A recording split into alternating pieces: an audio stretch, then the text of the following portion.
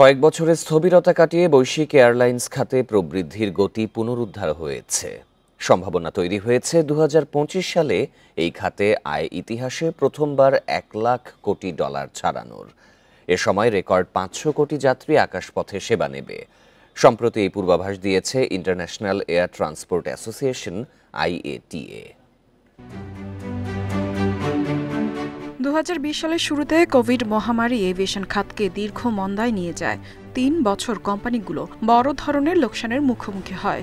লোকসান ছিল প্রায় $১৮,৭০০ কোটি। এবার মন্দা কাটিয়ে সুদিন ফিরে এসেছে এয়ারলাইন্স শিল্পে। মহামারী পরবর্তী সময়ে বিধি নিষেধ তুলে নেওয়া হলে এয়ারলাইন্স কোম্পানিগুলো দ্রুত মুনাফা অর্জন করতে থাকে। চাহিদা ও মুনাফা বিবেচনায় কিছু কোম্পানি টিকিটের দাম বাড়িয়ে দেয়। IATA এর প্রতিবেদনে উঠে এসেছে, আগামী বছর এয়ারলাইন্স খাতে ৪.৪% প্রবৃদ্ধি অর্জিত হবে। যাত্রীপ্রতি কোম্পানিগুলো মুনাফা করবে $7। ১৮ মাস আগেও যা ছিল $2.25, আর চলতি বছর মুনাফা দাঁড়াতে পারে $6.40। অঞ্চলভেদে মুনাফার হার ভিন্ন হবে। ২০২৪ সালে যাত্রীপ্রতি $23.10 মুনাফা নিয়ে এগিয়ে থাকবে মধ্যপ্রাচ্যের কোম্পানিগুলো। এর কারণ অঞ্চলটির শক্তিশালী অর্থনৈতিক প্রবৃদ্ধি, অবকাঠামোয় বড় বিনিয়োগ এবং ইউরোপীয় ও মার্কিন বিমান সংস্থাগুলোর জন্য রাশিয়ার আকাশসীমায় বিধিনিষেধ।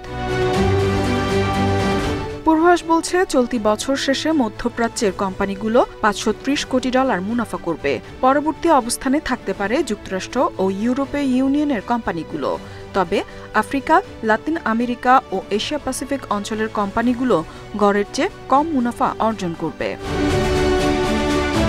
২০২৫ সালে এয়ারলাইন্স কোম্পানিগুলোর প্রান্তিক মুনাফা দাঁড়াবে ৩.৬%। এ সময় খরচ হবে $৯৪,০০০ কোটি।